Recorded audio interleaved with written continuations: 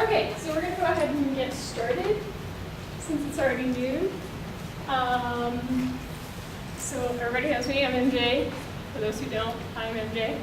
I'm the legislative chair for ENACT. Basically what we do is we work towards legislation and protection of indie rights throughout the United States. And we also try to get states licensed to do pretty much anything dealing with that process of either protection of our rights or working towards furthering licensure.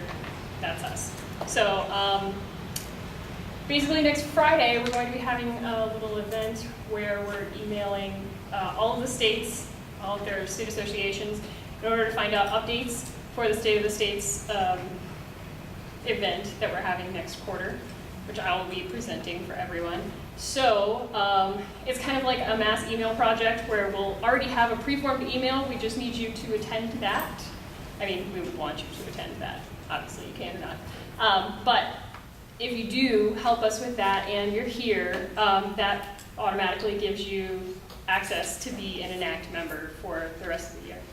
So it's basically just like 2 events that you have to take part in for ENACT in order to be a member.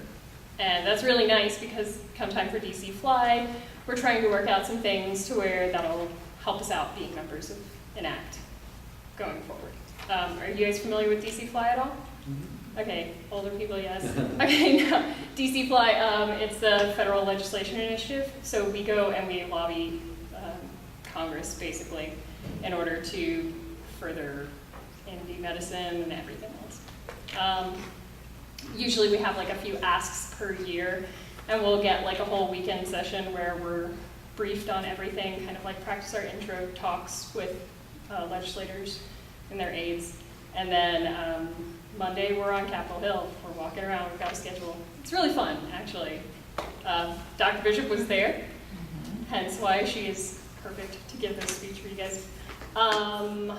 So please go ahead and sign up if you haven't already, and anyone who comes in afterwards, feel free to get food and make sure that they sign in, and I will hand it over to you. Okay. Take it away. So everybody knows Rhode Island got licensed, right? Woo! Yes. Good job. Okay, so I'm Dr. Bishop. I am I'm going to try to hold still because I'm supposed to stay in this field of vision. You've got a lot. Okay, you yell at me if I'm not. I'm Dr. Bishop. I'm the legislative chair for AZNMA. So how many people in the room are AAMP members? Our national organization. Okay, we have 1. Okay, and me. Okay. And you? So, yes. Okay. How many are AZNMA members? Our state association. Okay, we got a couple. And a couple people looking confused. So I don't know which one. We're AANP members because we're students. That's a part of our tuition. Yes. And because, okay, so everyone is everyone a student? What quarter are you guys? 12. 12? 2? What are you guys? 10. 10? 12. 12, okay. Good, so we got a good mix. Okay, so super smart move being here at quarter 2, I like that. And everyone else, but if you are a member of AMP, NMSA just did some good work, and now you're also a member of, if you're NMSA, you're also AMP too, right? Or something like that? How'd that go? Yes, I believe that they're, Yeah, they're together. Coordinated together, so that's really good. It's super important that you are a member of your state organization, in my opinion. You're gonna get a lot of my opinion today. If you don't agree, that's okay, because I can be kind of opinionated. So this was my 5th DC Fly. I started going when I became our legislative chair here in Arizona.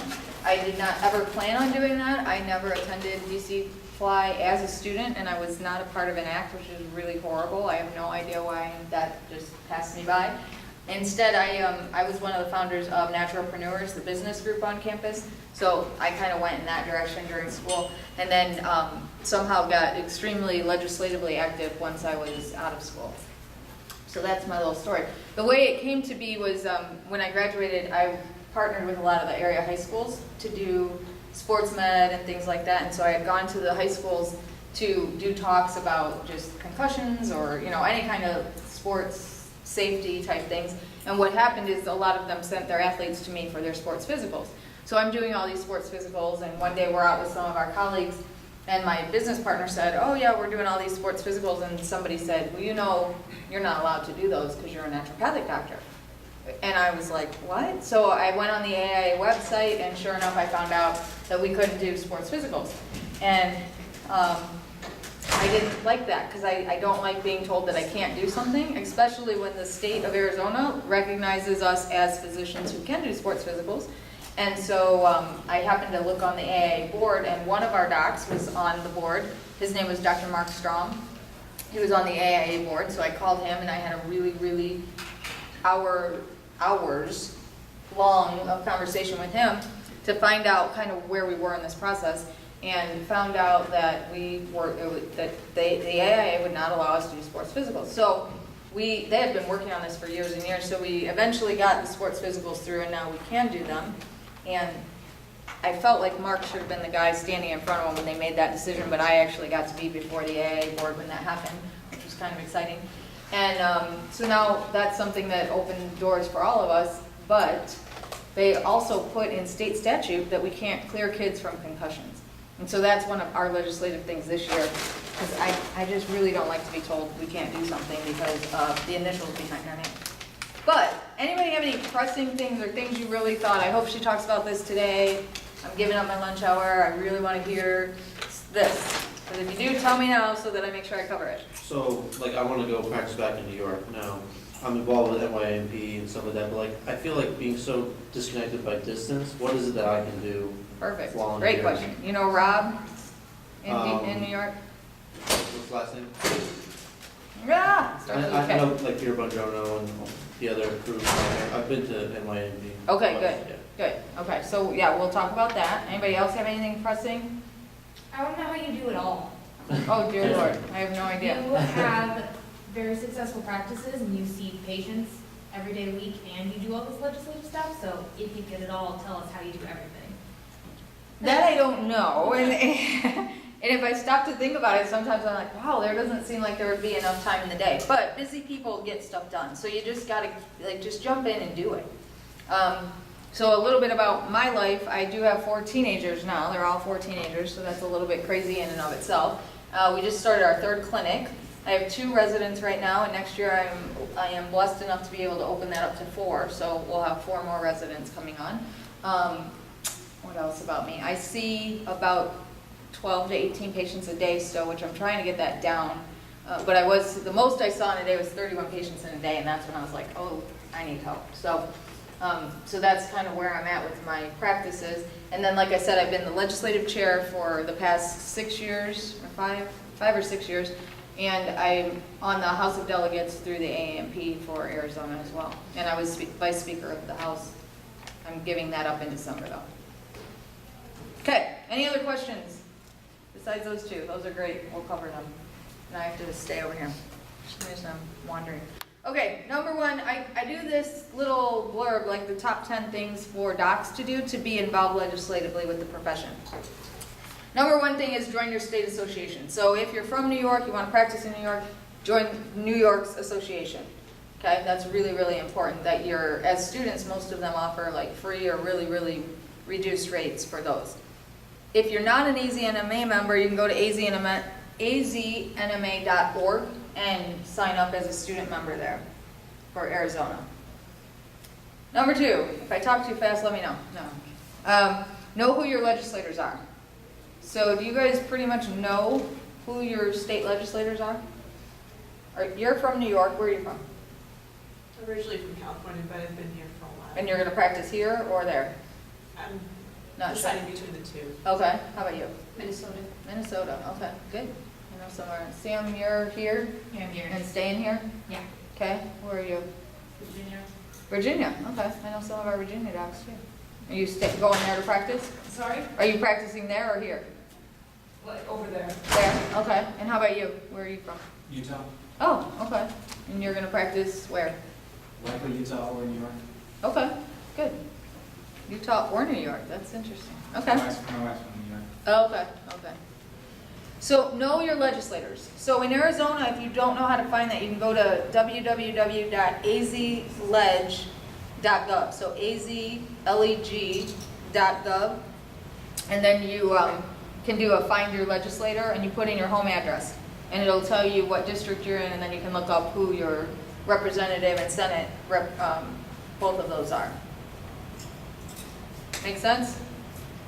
That's really important because that leads to number 3. Once you know who your legislators are, you should go to their Facebook page, their Twitters, their all that social media stuff, and like them or follow them so that you know when they have fundraisers, you know when they're doing breakfast, you know, you can kind of tell what they're doing, what they're voting for, what they're like, what they're not like. As MJ said, when we go to DC, you know, if we're meeting with a Democrat, our pitch is going to be a little bit different than when we meet with the Republicans. The Republicans, we're going to talk more about free market and, you know, lower taxes and things like that. The Democrats, we talk about how we provide health care to underserved and things like that. So we kind of tailor things to what they would want. So it's really important that you follow these people on social media so you can see what their issues are and what's important to them. Number 4, ask your patients to call their HR department to have naturopathic medicine covered in their benefits. So we have to engage the patients. We're a very small profession. And I know it doesn't always seem like that, but when I went to Blue Cross Blue Shield to see if we could get insurance coverage a couple years ago, the person I met with said, well, how many doctors do you have? And we currently have about 750 licenses held in Arizona. But, I mean, Mayo Clinic has that many MDs, right? So you know, that's like the whole state for us. So they weren't real apt to do much for us because there's not enough of us. So I feel like if we can engage the patients, our numbers go up exponentially because our patients love us and they'll fight for us. So we have to just teach them and train them what they can do too to be involved. Questions on that? No? Amen. Okay. It's true. Okay. Number 5, start a database of patients that are interested in telling their story, right? Because I just said our patients love us and they like to share their story. On our Facebook, we just had a guy and his wife asked to do a testimonial. He even bought his wife a little Keystone shirt so she could wear it when she did the video. It was very cute. But he was more than happy to do that. The INM, do you guys know what INM is? Institutes of Natural Medicine. That's kind of the fundraising arm of AAMP, and they just launched a whole website nationwide for people to go on and share their stories. So if you have patients who are willing to do that, or you guys as a patient want to do that, go to the INM website and you can post your own testimonial. Number 6, this one is a big pet peeve of mine, and I hear it all the time, and I even sometimes am still guilty of it myself. Always say naturopathic physician. Don't say naturopath, okay? Super important, and if you hear your friends saying that, please, please, please tell them say naturopathic physician. Because when we go to lawmakers and we try to explain that there's naturopaths who go online and do a different program than what we're doing, it's a big deal. So we always have to say naturopathic physician, not naturopath. Number 7, encourage patients to appeal insurance denial if applicable. So insurance was a big deal for about 50% of our docs in Arizona a few years ago. And so we did go and meet with the insurance commissioner, and that's what she at the time told us to do. Because if they don't see where patients want us, then we can't really have access to that. I'm not a firm believer that we should go for insurance at all. I think we should stay cash personally, but we do have a population of our docs who really feel like we need insurance inclusion. And we can talk a lot about that if you guys have questions on that. Number 8, stay connected by reading your emails. Okay, this is another pet peeve of mine because I'll meet docs out in the community and I'll say, oh, we were down at the Capitol, we did a legislative day, we did coffee. And they're like, oh, I didn't know. And it's like, okay, did you get the email? Oh, I don't really check my email. Okay, sometimes we even have students do calls. Some of you in this room have probably done calls about conferences. Oh, I didn't take the call. Do you Facebook? No, I don't Facebook. I'm like, okay, do you want a pigeon? Like, I'm out of ideas here, guys. Like, I don't know how to communicate with you guys. At some point, we need people to step up and be accountable. So check your emails. You know, you got to kind of get yourself in the loop and stay in the loop. And I know I'm preaching to the choir on that one because you guys are here and trying to do better. But as you know, we got to help spread the word to those of us who aren't here. Okay, number 9, give feedback to AZNMA regarding any legislative challenges. And I put this one in here because sometimes docs will go off on their own and try to do things. And it's much better to bring it to your organization because there's power in numbers. So we've gotten, like, American Airlines to change their policy. One of our docs tried to sign a FMLA paperwork for a United Airline flight attendant, and they said they wouldn't take it from a naturopathic physician. We got AZNMA involved, we wrote letters to their board, and they changed their policies because they realized they aren't allowed to do that. So rather than doing things on your own, if you have an issue, bring it to your organization. That's what the state organizations are there for. We also had Dignity Health change their bylaws because one of our docs ordered an MRI at Dignity, and they refused it because it was from a naturopathic physician, and so we went to bat with them, and it was really just a meeting and phone calls and a few letters of them saying, hey, you know, we're recognized by the state, we are physicians, you need to do this, and they do it. So make sure you're not off doing your own things without the backing of your organization, and let them know what's going on, because that's what we're here for, to help. Number 10, join the legislative committee or be on the board of directors for your state associations, because, you know, we need help, and we're small but we're mighty. We get a lot of things done, and a lot of it goes unnoticed because we don't always tell everybody what we're doing, but we do a whole lot of stuff all the time. So those are my top 10 things you can do to support your profession. Do you guys have questions about any of those before we move on? Or things you want me to cover more in depth? Could you talk more about the insurance, cash-only thought process versus having the insurance? So let's take a little poll in the room. How many people think we should stay cash? Raise your hand. How many would like insurance?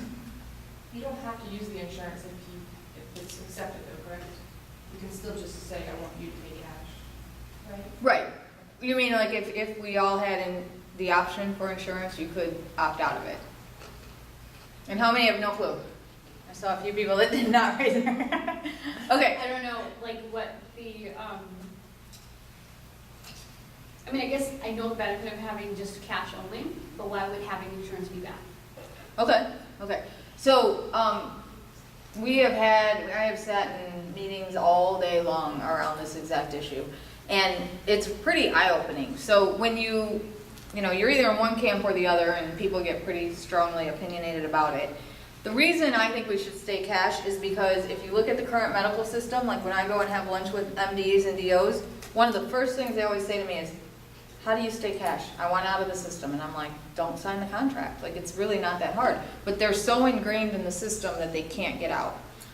The reason I like cash too is it's estimated that it's going to cost practices about $80,000 a year to staff the office to take insurance. Because what you don't see when you go into an office is the room of people in the back that are sitting there calling and arguing and trying to get payment for service and doing the pre-authorizations and doing the verification of the benefits and doing the coding and the ICD-10 that has to go along, because if you don't have it exactly coded right, you don't get paid. You also don't see that that insurance can lag 3 to 6 months. I talked to a doc the other day. He's $17,000 floating to insurance right now that he's owed, that he's hoping he'll get, and that was in his first 3 months of practice. So there's a lot of that goes into that. The other side of that is if we go forward and we want insurance, we have to tell the insurance companies, do we want to be primary care or do we want to be specialists? And again, our docs are like 50-50. So some of them want to do primary care. Well, what you have to realize is in the insurance world, if you're credentialed as a primary care physician, there's about 12 things you have to be able to do. One of them is put people in the hospital, and after that, they are out of the hospital, you have to transfer that care if they need rehab or things like that. Well, we don't do that. You also have to be on call 24/7, which a lot of our docs were like, I don't want to be on call 24/7. There's a few like items in there that we just didn't feel were great for our doctors. If you're primary care, also a lot of the insurance will not have any copay. And so if we go as specialists, we could at least get the copay. The other thing, if you go as primary care, how that works is Cigna would say, okay, Dr. Bishop, you're primary care, and here's your 3,000 patients that are assigned to you. Most of the naturopathic offices I know in the state would not be able to handle 3,000 patients being dumped on them in a day. They're just not set up to do that. They don't have the staffing, they don't have the room, they want more time with their patients. I mean, think about all the problems that the current system has. That's because of insurance. I didn't really realize that until I rotated with an osteopathic doc who I was very excited to rotate. He was actually my primary care doc. He had been at Cairo for 9 years, and that's why I chose him. And in my 3rd year here, he said to me, I want you to come do a rotation with me. And I was really excited. I thought this is going to be the best thing ever because I want to do primary care. He was at Cairo. He's an osteopath.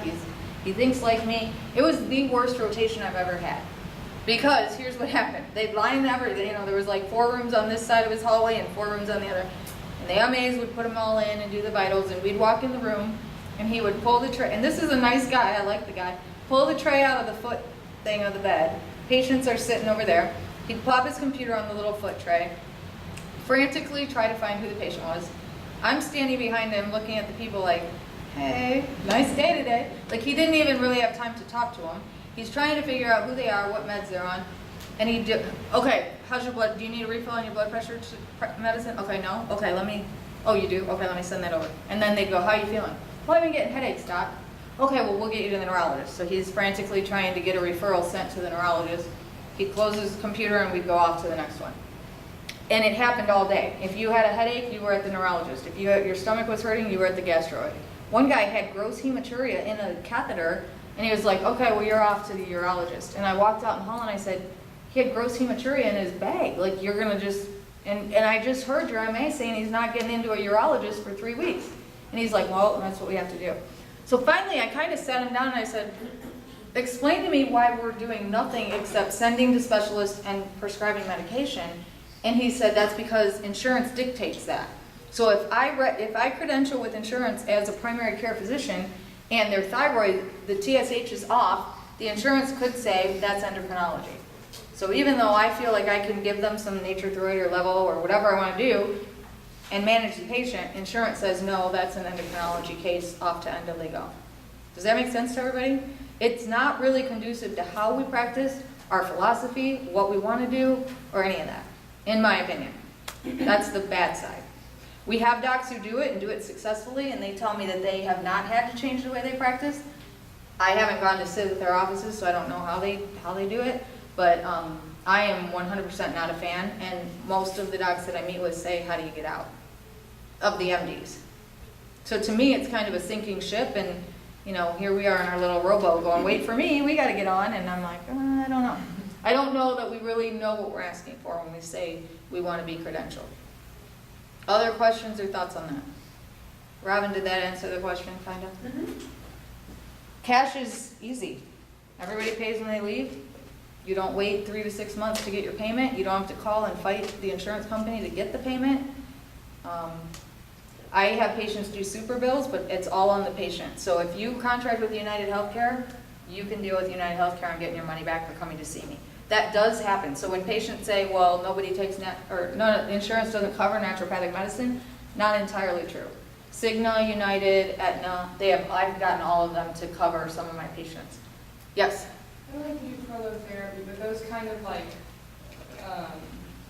Experimental regenerative therapies. do they generally reimburse or not? Like, they don't see a reason with the diagnosis and that treatment, right? No. I haven't had anybody get reimbursed for any of that. Other questions on that? What do you guys think? Cash? Yeah. I mean, I feel cash, and then if they would like to submit on their own, that's fine. Yeah, so we I do don't see a super bills. reason to push for that. Yeah. And people don't mind it. I mean, Is it true too that insurance companies can come back later and say, oh, hey, you miscoded for this, we need the money back? oh yeah. So there's always that. There's no rhyme or reason to what they do or how they do it. I've given up trying to even deal with Yeah, them. so the payout's longer usually, plus they can come back and try to take. Oh, the money. way longer. Yeah. Yeah. I Yes. was just thinking of the beast that is the insurance business. Uh-huh. I'm wondering, I don't know how they operate and where they get their loss from, if it's federally operated or what, but is there a pathway of creating a whole new insurance structure? I'm laughing that because caters to naturopathic medicine? we have thought of that, like creating our own insurance. Yeah, we have thought of that. There is so much red tape and things that, were you guys here when Meritus was around, the co-op? Meritus? I don't think so.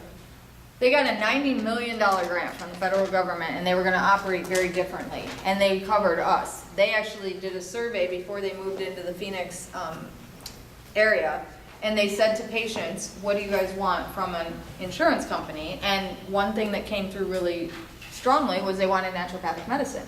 Well, they had never heard of naturopathic medicine, so they called AZNMA, and we went and had some meetings with them, and they said, look, this is what people want. So we want to make this work for you guys. This is actually where I learned so much about this, because we had endless meetings about, do you want to be primary care, do you want to be specialist, the good, the bad of both sides of that.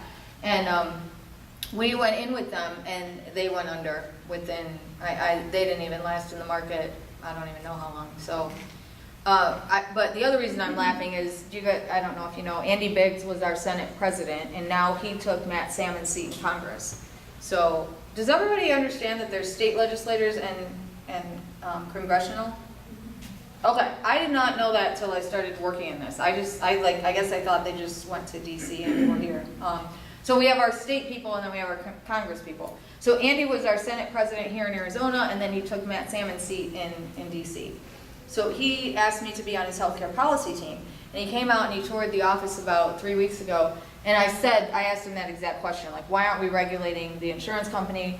I mean, this is getting to be like highway robbery. People are spending $800-900 a month, and they still have $10,000 and $15,000 deductibles, and the insurance doesn't cover what it's supposed to, and why is no one regulating them? And he said, I can be frank with you, because I know you, and he said, it's because they buy policy. And I said, okay, well, because they lobby billions of dollars into the congressman. And he said, not everyone in Congress is going to stand up to them. When you're putting that much money into the system, what are you going to do? So it's fairly corrupt, I would say. The CEO of Aetna made $10 million last year. I mean, that's a little excessive.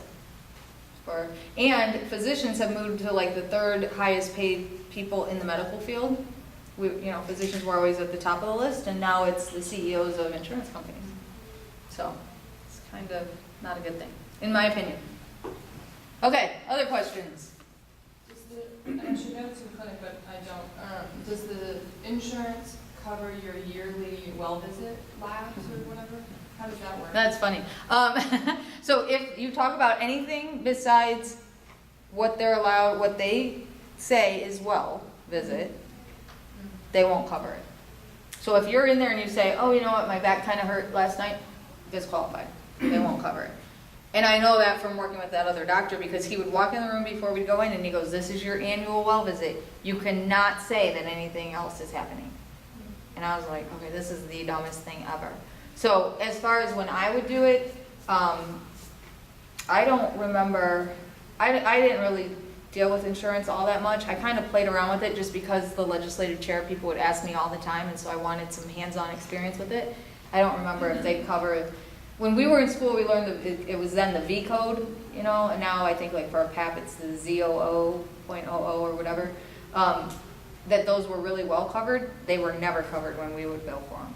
So I don't know if it was something we were doing wrong. Like I said, I didn't hire billers, and I tried. That was a disaster in and of itself too, getting good billers and coders. Okay. Other things legislatively. You guys want to know what's going on in Arizona? Yeah. So we just hired a new lobbyist, Gretchen Jacobs, and she was the female lobbyist of the year the last 3 or 4 years, I believe. And she has been amazing already. So I'm extremely, extremely excited. So our legislative, every year we do 2 initiatives that may require a sunrise application. If I start saying words you guys don't know, stop me and say like, hey, what does that mean? So a sunrise application is what we have to do if we want to expand our scope of practice. So 2 years ago, we were trying to expand our scope around prescribing, because do you guys know what we can prescribe in Arizona? Up to schedule something. Schedule 2, we can do, in Schedule 2, we can do what? Morphine and Vicodin. Yep. That's all we can do in 2. It's sort of weird because cannabis is considered Control 1, and we can do cannabis. So that's a 1. We have 2 and 2, and then all of 3, 4, and 5. We wanted to go back and get like ADD medication, because when you're trying to take a child off of Adderall, you have to be able to prescribe it to step them down. So it's a little bit frustrating that we don't have ADD meds. Sometimes it's frustrating that we don't have Percocet. Very rarely do I use controlled substances, but when you do I do full primary care, and when you do that, people still have their gallbladder out or still have to, break a leg. And so the ER leaves them with 3 Vicodin or Percocet and says, go see your primary. And so they're coming back to us, and we can't always manage their pain effectively. Not that I do it for long term, but when, like, we just had one break her leg last night, and she's like, can I get some Vicodin? Tylenol's not cutting it. So sometimes you do need it. And then chemotherapeutics, which we really don't need chemotherapeutics. Even our chemo docs have said, like, we don't need chemotherapeutics. But we were going back to expand that. So you'd need a sunrise for that. We ended up pulling that because we get so much opposition. The medical doctors in Arizona and the osteopathic organization comes out and lobbies hard against us every single time, no matter what we try to do. So that was a couple years ago. That was our sunrise. We pulled it. Last year we did, we were trying to be named as signers for medical vaccine exemptions. So if one of our patients wants a medical exemption from having vaccines, currently in the back part of the law, we're not named as a provider who can do that. We don't think Arizona is going to pull exemptions like California did, but if they do, we want the right to be able to sign off. And that was met with a ton of opposition, and sadly it became like, you guys are anti-vaccine, and it's like that has nothing to do with anything. It doesn't matter how we feel about vaccines, we should be named as a provider because we can give them. They didn't see it that way. We didn't even get out of committee on that one. So we're going to go back for that this year because Gretchen is really excited about that. She wants to take on that challenge. And so we're going to try to make sure we're named as a provider who can sign off on vaccinations. The other thing we're going to try to do is some of our docs wanted to be able to IV antibiotics because we can currently not IV any legend drugs. Legend drug meaning anything you write a prescription for. We can only do nutrients and emergency-based meds. So we may go back and try to get IV'd antibiotics. It's been interesting because sometimes we do this and some of our own docs come and are really mad. I'll get calls, like, why in the world are you doing this? And so that's why I encourage you guys, stay involved with your state organization, because before you jump like to a yes or no, there's always 2 sides to a story. Try to get the why and understand, and then if we still disagree, we disagree. I mean, that's kind of what made this whole country great, is that we didn't all agree, that we can debate and do it peacefully and work toward the greater good. So in the naturopathic world, that's sort of the good and the bad, because we're very eclectic. We have a lot of docs who absolutely hate vaccines, and then we have a lot that think we need to be more on board with vaccines. So that was a really, really long meeting in Utah. We were in Utah for that meeting, and it went well into the night. That was fun to be a part of. So anyway, we're going to do that, and then I really, really want to reverse that we can't clear kids from concussion. Part of that is personal, because when I met with Dr. Cardenius, the one that put it into statute, he was just kind of arrogant. I won't say what I thought of him. And so I was like, we're gonna change that, because that's ridiculous. We can clear kids from concussions. Other questions? So I'm excited about our legislative things that we're doing here. Anything you guys would want us to work on legislatively? Yes. So I was speaking with Dr. Mittman, how Access is going to be getting a lot of money for treating addictions coming up. Yeah. And kind of making sure that, like, we as providers can get on that action. Actually, Gretchen is already working on that, and I just met with Dr. Mittman right before research night. He was filling me in on that. Gretchen wants to get us reinstated. We at one point were, and then I don't even know how we were not. So on a national level, though, we are trying to get Medicare and Medicaid. That's been our ask. I'm sorry, Medicare, Medicaid state. That's been our ask for the last 3 years, I think, Robin, like 3. And they want CBO to score us, meaning the Congressional Budget Office to give us a score saying how much of a cost we would be to the system. We're trying to make them understand that we're just another provider, and there's a primary care shortage already, so it's not a big deal to add another provider. But they feel like we would really be a cost burden to the system. So that's where we're at with that. And what's the explanation for that? That's kind of an interesting one, and I'll use this as an answer. I do Christian Healthcare Ministries. I don't know if you guys know what that is. It's a MediShare program that Arizona offers where you can share costs with, so I don't have traditional insurance because I hate it on every level, so I don't buy it for my family. The MediShare programs give you an exemption from Affordable Care Act, because the first year I took the tax fine, and then my CPA was like, you're gonna get nailed, figure it out. So I bought Christian Healthcare Ministry. It's a religious exemption from having insurance. So anyway, I was one of their preferred providers, because one nice thing about these MediShare programs is you can go to any doctor you want, and there's not all these restrictions like insurance has. Well, all of a sudden they started saying they would no longer cover naturopathic medicine. And so I got on the phone with them and I said, what's going on? And they said, look, your docs are ordering all these specialty labs, and you guys are doing environmental workups, and you're doing saliva hormones, and the costs are just like way too big for us to share. It's just not fair. And I was trying to work with them to say, well, then let's define our set of what we're going to allow, so that you don't just say we won't cover naturopathic medicine. I haven't gotten very far with them, which is very, very frustrating, but I think that's their reasoning, because some of our doctors do crazy testing and crazy amounts of testing, and they want people on crazy amounts of supplements, and it just becomes a huge cost. So that is something that we as a profession need to look at internally and say, hey, if we're going to do this, here's like the parameters we're going to work within. Because we can use the same E&M codes and all of that, so it wouldn't be that hard to define for them what they would allow. But, it's everything. When you start working in a legislative world, everything is complicated. Not like something you would think is the easiest thing somehow adds layers and layers and layers of complication. It's very strange to me. And it seems like a common law in several different areas is that their opinions are, it's all or nothing. Right. It's kind of almost a little frustrating to listen to that there's no common sense, like what you're saying, there's no common sense of saying, well, let's not just get rid of naturopaths altogether, let's talk about what you will cover and make a list that this is a very clear list of what you'll cover, and Right. anything outside of this is going to be patient responsibility, or they'll have to do it otherwise. Right. It does seem like it's a constant wall of it's all or nothing with Right. these people instead of just using common sense. Oh, absolutely. Yeah, it's extremely frustrating when you start working on legislation.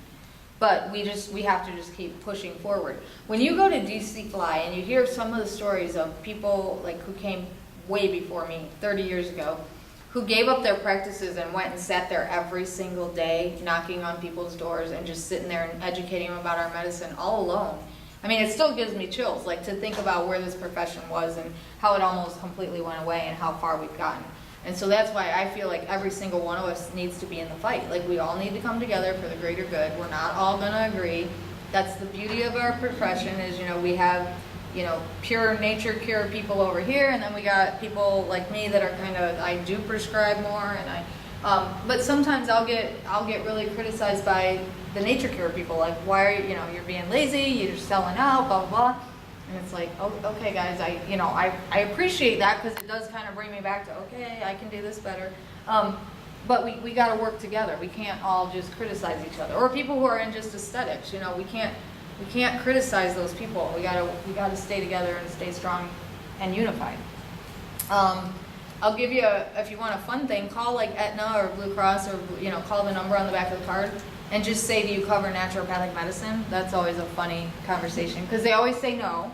And then I always say, okay, what is naturopathic medicine? And they have no idea. So I'm like, you don't know what it is, but you know you don't cover it. Yes. Okay. All right. Great. Okay. So yeah, it is. It's very frustrating. And I'm hoping I'm not being like a huge downer with this talk. Samantha will never invite me back. Yes. Going back to like the unification and staying together, like I find it's kind of difficult, but like we do have those, vitalistic principles and people that are like the green arrow path, so to speak. But like our stance on vaccine, like we had a paper in 1991, right? That's what it's based on. We can't come together and. We've rescinded that. We rescinded it. When did we rescind it? Last year. So that's been rescinded, and we have a vaccine task force right now. Dr. Joshua Green out of Vermont is chairing that. It's going through the House of Delegates. Do you guys all know what the House of Delegates is? No. Okay. So AAMP is our national organization, and we have a House of Delegates that's almost ran like Congress. So each state has so many representatives based on the population that they have of naturopathic physicians in that state. So Arizona, we have 4 reps on the House of Delegates, and all of these like governance type things go through that. Any position papers have to go through the House of Delegates. So right now we have the vaccine position paper. That's what we voted on in Utah 2 years ago.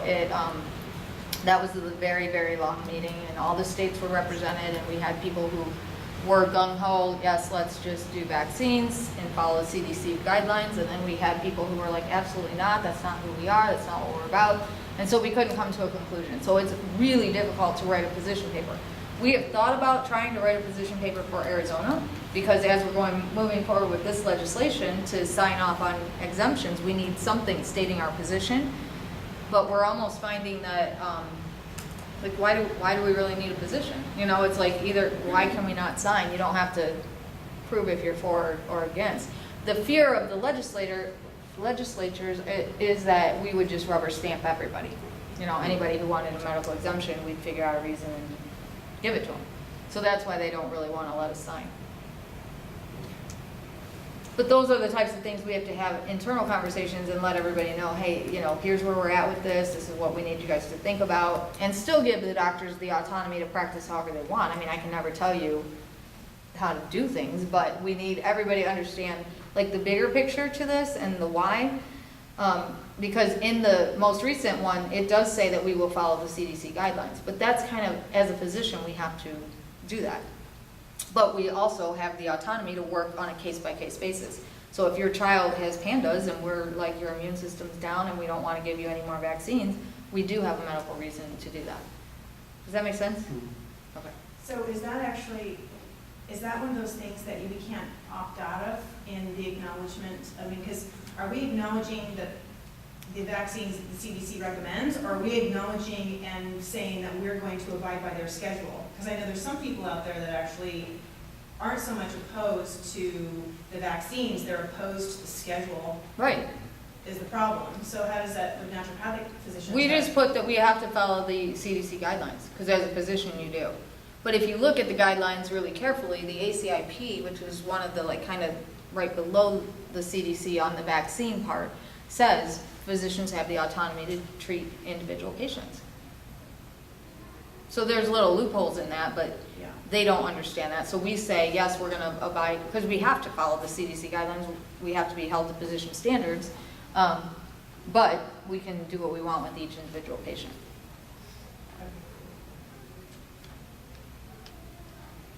Other questions? So how I do what I do. It was funny, I was thinking about this the other day because somebody asked me, like, how do you balance? And I was like, you just don't. There's no way you do. Like some days I'm a lot of mom, some days I'm a lot of this, some days I'm a lot of legislative chair, some days I'm a lot of doctor, some days I'm a lot of business owner. And you just, somehow it kind of works because you just have to do it that way. And I used to feel kind of guilty, like, oh my gosh, I didn't make dinner for my family tonight, and blah, blah, blah. And then it was like, they don't care. They don't. Like, they drive now and they make me crazy because they go to Taco Bell, but, and then I order HelloFresh and eat my little veggies, and it works, you know? Some things you gotta fight your battles. So, yes. Could you just talk about like the business aspect of it, just like a one-on-one about starting out, what to expect, what things to look for, what we can do now to be so early on in To start a practice? Yes. Number one thing I would tell you is know if you're a business owner or an employee. Everybody in the room probably initially would go, oh, yeah, I want to open my own practice. Don't take that lightly and don't say one's right or the other's wrong, because if you are a better employee, go work for a clinic. If you're a better business owner, then do the business side, but that is by far the hardest part of what you'll ever do. If you want to open a practice and make it successful, you'll put in more time than it's hard. It's really, really hard because we're not business people. So when I got out, well, I'll give you an example. So medical doctors, I babysat a girl, now I feel really old, who became a pediatrician. She did a 3-year pediatric residency up in Ohio, and at the end of her residency, the week before it ended, they called her and they said, we really like you. We want you to stay on at the practice. She said, okay, that's fine. They hired her. The next day she showed up, she saw patients. Here's my story. We got out of school, I had to go find a building. I know nothing about buildings, I know nothing about brokers, I know nothing about commercial real estate, I know nothing about construction. I got to learn all that because we purchased a clinic that was just nothing. And so we designed it, so I got to learn all that. I got to learn, like the first time we went to do a blood draw, when you're in the clinic, you pull up, you send them to the lab and Nick or whoever's over there now does the blood draw and they come back and you get the results. When you start a clinic, you don't know what tube to use, you don't know how long it goes in that centrifuge, you don't know where to get the centrifuge. I tried to order needles, you open a catalog and it's like, do you want Luraloc, 25 gauge, 27 gauge, quarter inch? And I'm just like, I have no idea what all this stuff, it is more of a headache than you will ever want to know. It's extremely rewarding, but if you are not up for that, go work for somebody. Be a really good employee and do that. I could never do that because who I am no matter what I've been involved in, I take over. It's just kind of, and I don't even mean to do that. And I didn't really realize it till my kids, we were at church for Christmas pictures with Santa, and they were taking the pictures, and people were all over, and some of these people were waiting for pictures, and I was like, excuse me, are you waiting for your picture? Okay, then you go stand over there. Are you in line for Santa? And my kids are like, Mom, you don't work here. What are you doing? And I was like, oh. Like, I do that all the time. If something is not efficient and I see it, I just take over. And it's just kind of who I am. And when I think back, I've never really held jobs because I was always either pulled into management, my contract would get bought out, and I would, be doing consulting work for them, and like just weird things. So it's just kind of who I am, but it is a ton of work, and most of our practices, I have many, many friends who are amazing doctors, amazing naturopaths and naturopathic physicians, and they fail because of the business. And that's what makes me sad. So don't think like, oh, it's the thing we do, it's, better, I want to be the business owner. If it's not who you are, and everybody knows what their personality type, like, I don't know what you guys do, the D, the I, the S, the C, that kind of thing. If you're a strong SC, be a good employee for someone else. Make sense? Are there things that naturopathic schools could do from just having that prior business knowledge before you even go into having your own practice or something? Well, that's why we started Naturopreneurs. I don't know if that club is still going or not. Normally I try to meet with, like as they hand off presidents, I try to meet with them because it's near and dear to my heart because I want us to all succeed. I feel like, I don't care if you're in Canada or California or Virginia or Utah or New York, if you fail, it reflects on all of us. So we all have to make sure we're all successful. If you're a bad doc, it's going to reflect on me because somebody goes, I went to a naturopathic doc or a naturopath one time and it didn't work, and they were dumb, and you're like, so we all have to be good at what we do, we all have to be competent, we all have to have successful businesses, no matter where you are. But, so Naturopreneurs is a big deal, but there is just so much to it that you can't even imagine. Like, you could almost have a master's degree in choosing your merchant account. I'm serious, because you call these reps and they're like, well, if it's a Visa, we're going to do this price. If it's a Discover, we do this. If it's this, we do this. And then it depends on what time they batch during the day, you're going to get charged this. And if you do it this way, it goes into this bucket. If you key it in, it goes to this. So here's your fees, and you're just like, and then the next one comes in and goes, well, we don't do any of that. Here's how we do it. And it's all different. And you can't even compare merchant accounts. So, and you can get screwed out. I mean, it's thousands of dollars that you pay for merchant fees a year. So it's not like, oh, who cares? It's 1 cent here and 2 cents there. And did you guys know that if like someone uses a Southwest Rewards card, we pay for that? Yeah. So when patients try to swipe their like reward card, we're like, do you have a different card? Because we have to pay for those rewards.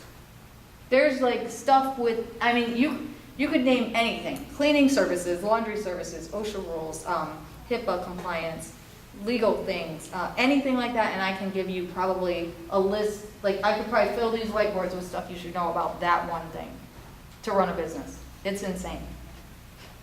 That's what I'll tell you about it. Not to discourage you, but I want to be really realistic about that, because if you're not up for that, don't do it. Just be honest with yourself. Like, do you guys know Dr. Kelly Romero? Yeah, some of you? Yeah. Awesome doc. She knew that about her. I actually met her at DC. She's one of my residents right now, and she told me right up front, look, I don't want to do any of that. I want to show up and see patients. And I was like, thank God somebody figured that out. And we work great together. And that's what she does. She shows up and sees patients. Now we're gonna give her a clinic because she's done really, really well. But I'm gonna manage all that business stuff, and she's gonna go take that clinic and build the patient part up and see the patients and oversee a new resident. And she's okay with that, but she doesn't wanna have to do all the marketing and all the, and you get taken, like these people, I won't, okay, I'll be good. Yes? Do you quickly have any like really good books or resources that you recommend highly for the business aspect of? I have read so many, like, I'm a big fan of reading Think and Grow Rich, Napoleon Hill's. I do that almost every year because I always get new things out of it. I kind of like the old school stuff because I don't know why, I just do. I listen to like Anthony Robbins all the time. That's what's in my car right now. The E-Myth for the Physician. What else? I read a lot of books on why businesses fail, like Mercedes and things like that, like some of the things that they did, and I learned from those. I can't remember the name of that book, it's been a while. I read all the time though, all the time. So yeah, you gotta kind of be a sponge and just keep taking it in. Get a good business mentor. AZNMA is starting business mentor, or like a mentor program. So try to find somebody who's your style. Like I've had students say to me, like, I can't work with you. And I totally get that, because I'm kind of ADD, I'm like super type A, I mean, you can ask people that have been in my office. We're running around like crazy people, so if you're like the mellow, let's see a patient and then take an hour to go do a chart note and then come see another patient, like I would not be the one for you, because we're pretty much, I mean, tell them what happened, Sam, Monday. She just was telling me. This Monday, I came in and I was asked to start 4 IVs, like, you need to start these 4 IVs right now, and there are 3 patients waiting. And so it's like, you don't have the time to like stop, take a breath, you can't take notes, you can't like keep track, you're just like moving constantly. We have people walk in for stitches, we'll have chest pain come in, and I'll be like, go do an EKG right now on that person, what are you gonna do? Because I was gonna go into ER med, and so I like a faster pace, so if that's not you, like, also know that about yourself. No good, bad, right, or wrong. I'm not saying my way is right, but find somebody that's your style, that you fit with, that, you wanna emulate, partner up with them and have them mentor you. Most of our docs, like, are really good about helping each other. I have found that to be really true. So, I will call like Dan Rubin, and he'll help me with stuff when I was starting out. You guys know Dr. Rubin? He's one of our oncology docs. He's head of Fab now. He practices up in Scottsdale. Dr. Cronin, Dr. Mittman, like whomever you want to be more like, find them and have them help you. Other questions? I'm just going to take you back. You kept mentioning Gretchen. Who is Gretchen? Gretchen's our lobbyist. What do you think is the best way to reach out to physicians to establish, a relationship to go forward? See if they're doing field observation, because a lot of our docs do that, and then try to go do that with them, and then see if they're a clinical offsite, and see if you can do some rotations with them and get credit through that. Mm-hmm. Otherwise, those would probably be the best way to do it. Otherwise, show up. Like when you're at these AZNMA events and the docs are there, the more they get to see you, the more that they'll be open to that. Because most of the doctors who take students want students who are, more involved in things like that. I don't know how else to tell you to get in contact with them. Yeah. Other questions?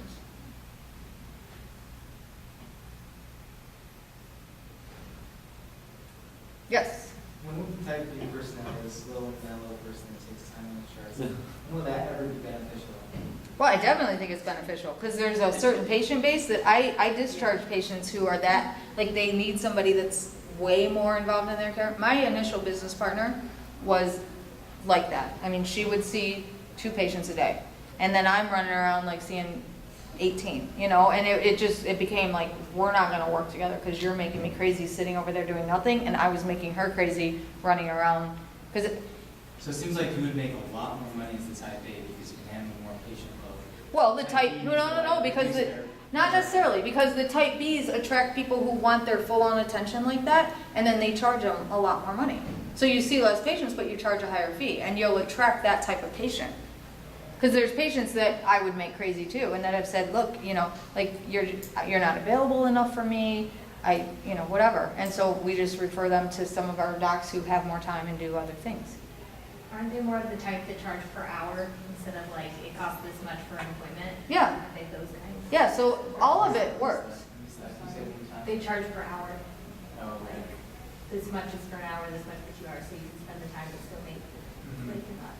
Yeah. So I think there's room for both, for sure. It just depends on what your style is.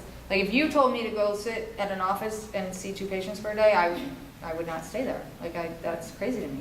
But my business partner would sit in there, she'd shop, she would, you know, I don't know what she was doing, and then she'd see a patient, and then she'd do her thing, and she, I mean, I'm not putting her down at all or making fun of her, but like, it would make me crazy. I have to have a lot of stimulation, a lot of craziness. That's how I work. Okay. How do you determine how much to charge for your service, whether it's hourly or per visit?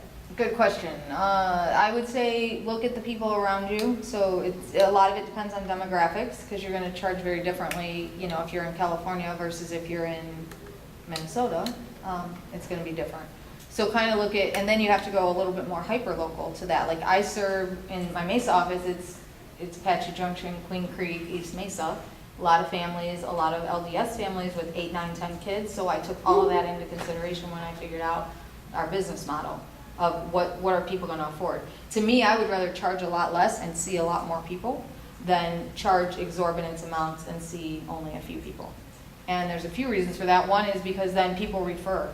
Like, this past year I started marketing, but prior to that I didn't spend any really money in marketing. I built all the clinic just by word of mouth. And that was not even me pushing, like, that was just patients going out going, you guys have to go here, you have to come here. Just this morning, a patient brought us in all these whole, like, popcorn and pretzel, this whole gift basket just for what we do.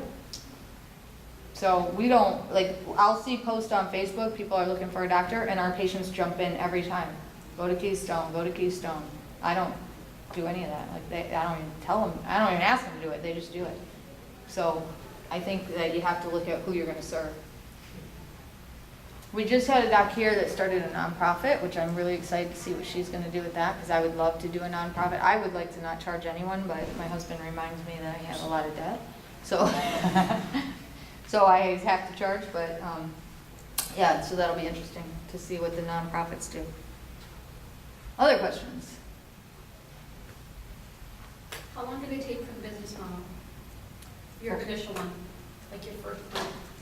This is my first clinic. I got my the board results came out in October.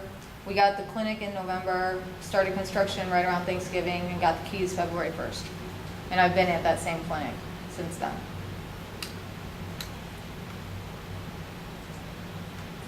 However, I will say I started marketing Q2.